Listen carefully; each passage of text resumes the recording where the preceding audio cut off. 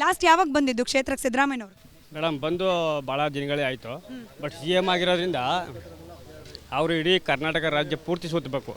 ಈ ಒಂದು ಕ್ಷೇತ್ರವನ್ನು ಅವರ ಮಗ ಯತೀಂದ್ರವ್ರಿಗೆ ಜಾಸ್ತಿ ಇನ್ಚಾರ್ಜ್ ಕೊಟ್ಟಿದ್ದಾರೆ. ಮತ್ತು ಯತೀಂದ್ರ ಸಾಹೇಬರು ತುಂಬ ಜಾಸ್ತಿಯಾಗಿ ಈ ಕಡೆ ಗಮನ ಕೊಟ್ಟು ಕೆಲಸ ಮಾಡ್ತಿದ್ದಾರೆ. ಮತ್ತು ನಮ್ಮ ನಿರೀಕ್ಷೆ ಏನಪ್ಪ ಅಂದರೆ ಒಬ್ಬರು CM ಒಂದು ಕ್ಷೇತ್ರದಿಂದ CM ಆದರೆ ಆ ಒಂದು ಕ್ಷೇತ್ರನ ಇಡೀ ರಾಜ್ಯದ ಬೇರೆ ಕ್ಷೇತ್ರಗಳಿಗಿಂತ ಹೆಚ್ಚಿನ ರೀತಿಯಲ್ಲಿ ಅಭಿವೃದ್ಧಿಗೊಳಿಸಬೇಕು.